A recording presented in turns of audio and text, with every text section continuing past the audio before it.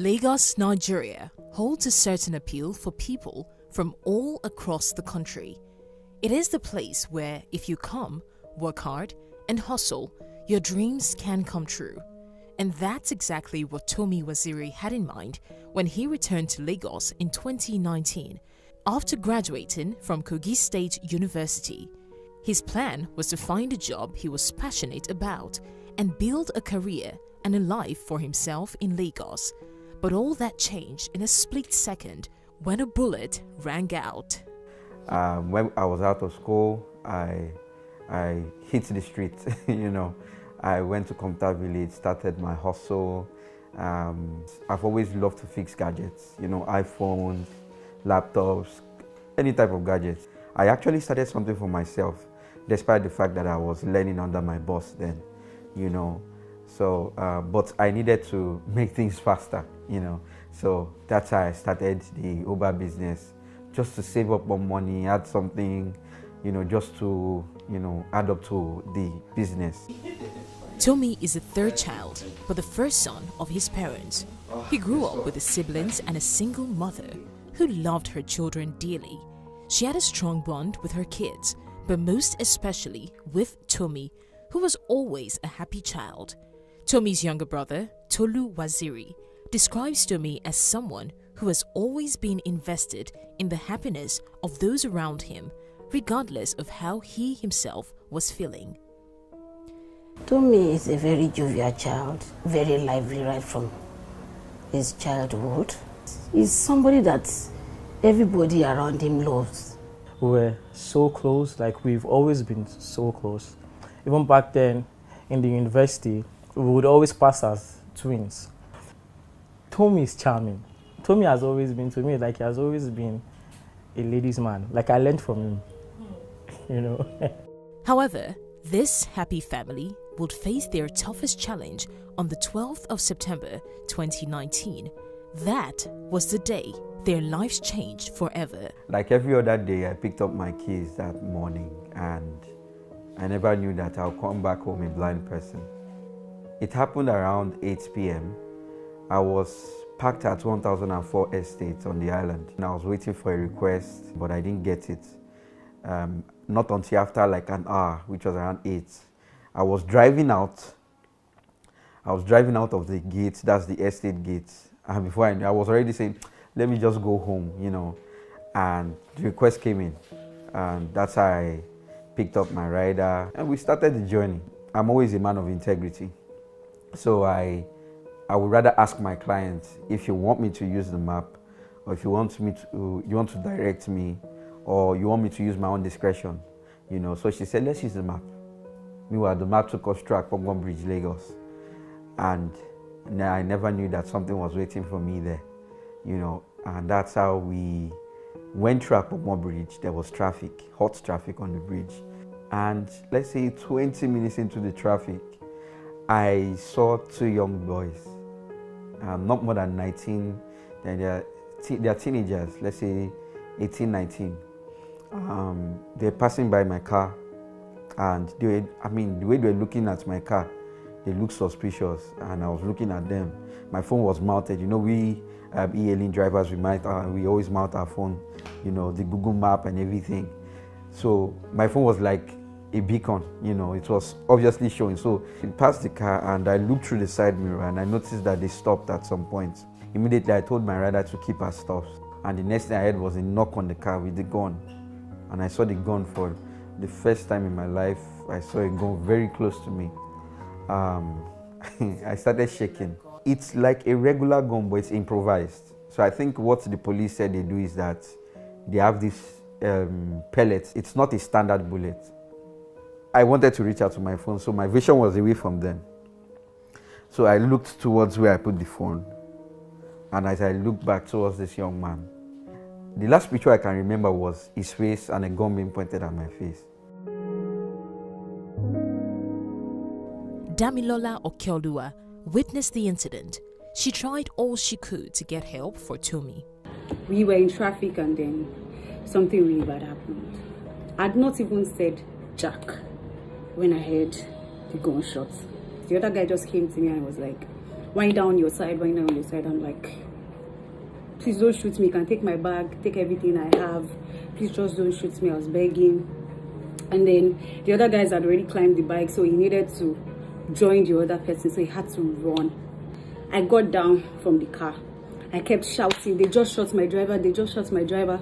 Nobody answered me. I think it was about the 9th car or 10th car that actually waited. He drove me down to the police guys, and then they asked what had happened.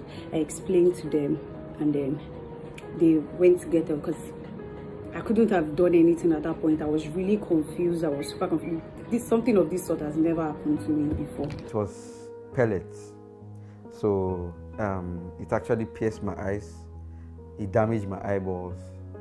If you can see my teeth, it actually broke my two front teeth. After like 30 minutes thereabout, like I said, I heard the voice of two policemen. They picked me up. I was at the back seat. The other policeman, which was the inspector, was beside me. The other one took the steering. I started moving in the traffic. We got to military hospital Yaba. At this point, before we got there, they told me to give them my mom's number. I gave her the number. I gave the man a number rather. And before we got there, she was almost at military hospital Yaba. Like around 9, I first of all received a call. Are you Mrs. Waziri, Tomi's mom? Your son has just been shot. We are on our way to the hospital at Yaba Military Hospital. When I heard that Yaba Military Hospital, yes, I know. This is true. This is me. I was in Akwa Ibom. I was serving back then.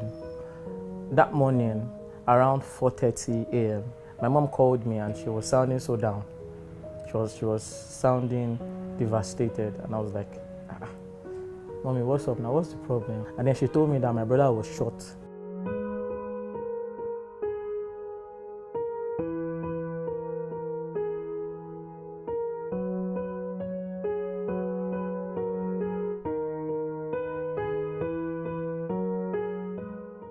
While the Waziri family was praying for Tomi to pull through, doctors shared devastating news. Tomi would likely never see again. That was where the depression started. So that's how I got it's a shocking news of my life that I'm going to be a blind person. I mean, who gets to hear that kind of news after 27 years of being a sighted person? I remember blood coming out from his nose. They packed it with gauze also, and the blood was still coming out. The eyes too, the blood was still coming out.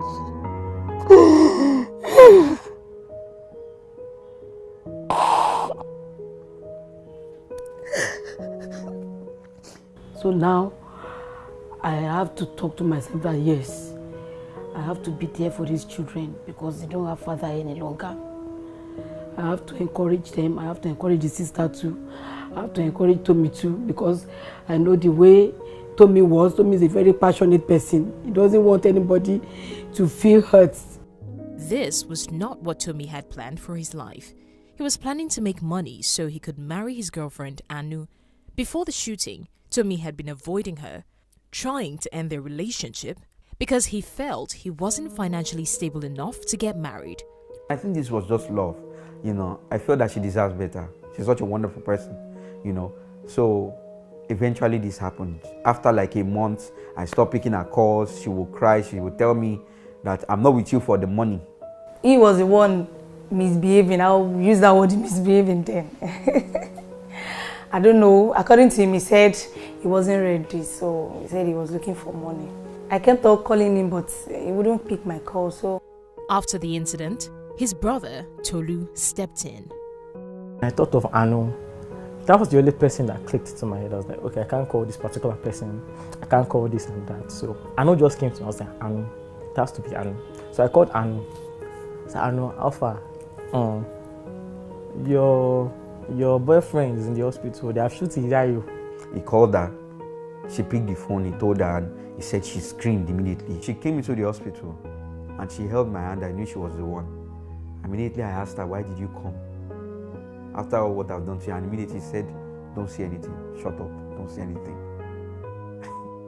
And for the first time I cried. Nobody knew I was crying because there was bandage on my eyes. I'm like, why did you come? And that was it. Since then, it's been wonderful. I was just sad. Why would this happen to somebody like this? Even though we're having issues then, he's such a nice person. So I was sad that how can something like this happen to this kind of person? Tomi's mother did not know how Anu would cope with his new reality.